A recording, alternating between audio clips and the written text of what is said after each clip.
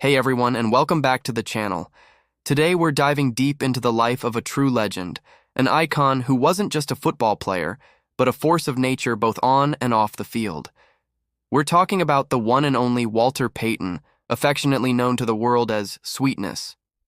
Now you might know him for his mesmerizing runs, his unbreakable spirit, and that iconic high step into the end zone.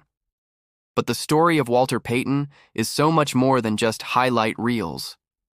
It's a story of perseverance, dedication, and a heart as big as his talent. Our story begins on July 25, 1954, in Columbia, Mississippi. Growing up in the segregated South, young Walter wasn't immediately drawn to football. In fact, he was more interested in music and was a talented drummer in his high school marching band. His older brother Eddie was the local football star, and Walter didn't want to compete with him. It was only after Eddie graduated that Walter's high school coach finally convinced him to try out. And let me tell you, once he stepped on that field, everything changed. He was a natural. From his very first high school game, where he scored a 65-yard touchdown on his first carry, it was clear he was special. He could run, he could block, he could even kick extra points and punt.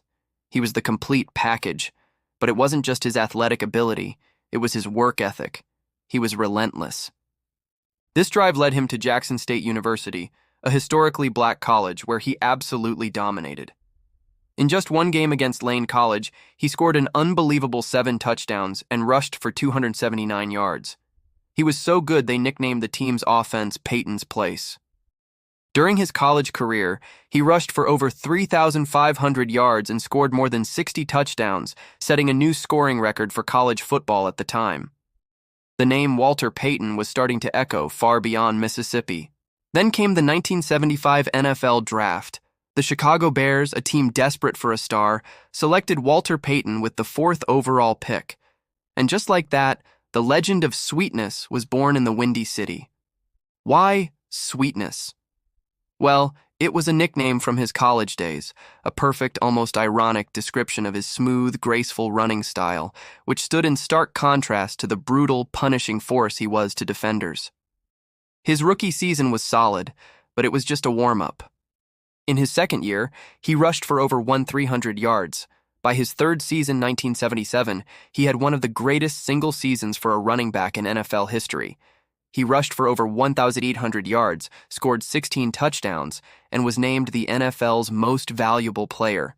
One game that year, against the Minnesota Vikings, perfectly captured his greatness. He was suffering from a terrible flu, with a fever over 101 degrees. Most players wouldn't have even suited up. Walter? He went out and set a new NFL single-game rushing record with 275 yards. That was Walter Payton. Pure grit. What made him so special to watch was his unique running style. He never, ever ran out of bounds. He believed in finishing every run, delivering the punishment instead of taking it. His signature stutter step move would leave defenders frozen, and his incredible balance allowed him to bounce off tacklers like a pinball. He was famous for his punishing stiff arm, but he was just as likely to leap over a pile of players or spin away from a tackle. You never knew what he was going to do next, and that's what made him so electrifying. But his greatness wasn't just about flashy moves, it was about his relentless pursuit of excellence. He had a legendary off-season training routine. While other players were resting, Walter was running up the hill, a steep grassy incline near his home in Illinois. He'd sprint up it over and over until he could barely stand. This grueling workout built the endurance and leg strength that made him so difficult to bring down, especially late in games. His motto was simple: never die easy. It was a philosophy he applied to every practice, every workout, and every single play on the field. For years, Payton was the shining star on a struggling Bears team. He carried the offense on his back, season after season, breaking records and earning the respect of every player and fan in the league. He became the face of the franchise, a symbol of hope for Chicago. And then, in the mid-'80s, everything came together. With the arrival of Coach Mike Ditka and a collection of iconic players like Jim McMahon, Mike Singletary, and Richard Dent, the Bears transformed into a powerhouse. The 1985 Chicago Bears are one of the most dominant teams in NFL history, and Walter Payton was their heart and soul. They stormed through the season with a 15-1 record, a juggernaut defense, and an offense led by Payton. Their journey culminated at Super Bowl X. While Payton famously didn't score a touchdown in that game, something that many teammates and fans still regret, his leadership and presence were undeniable. He was the emotional core of that championship team. When the final whistle blew and the Bears were Super Bowl champions, it was the crowning achievement of a magnificent career. Walter Payton, the man who had given everything to the city of Chicago, was finally on top of the football world. When he retired after the 1987 season, his legacy was set in stone. He walked away as the NFL's all-time leading rusher, a record he held for many years. He had over 16,000 rushing yards, 110 rushing touchdowns, and countless broken tackles. He was a 9-time Pro Bowler, a league MVP, and a Super Bowl champion. In 1993, he was inducted into the Pro Football Hall of Fame on his first ballot, a no-brainer decision. But Walter's story doesn't end on the football field. Off the field, he was just as impactful. He was a dedicated family man, a shrewd businessman, and a tireless philanthropist. He founded the Walter Payton Foundation, which was dedicated to helping children and veterans. He was known for his generosity, his playful spirit, and his love of pranks. He was more than just a football player. He was a pillar of the community. Tragically, in 1999, the world was stunned when Payton announced he was battling a rare liver disease, primary sclerosing cholangitis.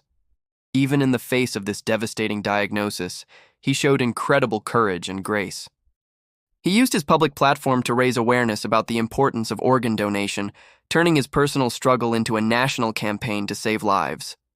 Sadly, on November 1st, 1999, Walter Payton passed away at the age of 45.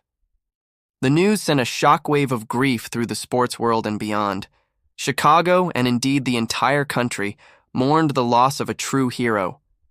But the legacy of sweetness lives on.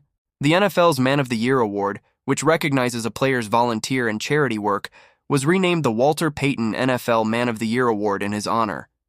It's a fitting tribute, celebrating the very qualities that made him so special: excellence on the field and compassion off of it.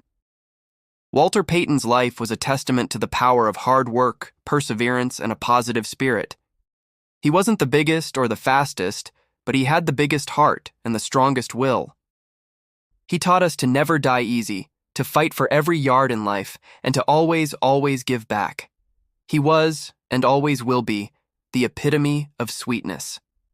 Thanks for joining me on this look back at the incredible life of Walter Payton.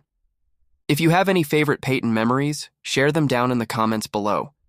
And if you enjoyed this video, don't forget to hit that like button and subscribe for more stories about the greatest sports legends.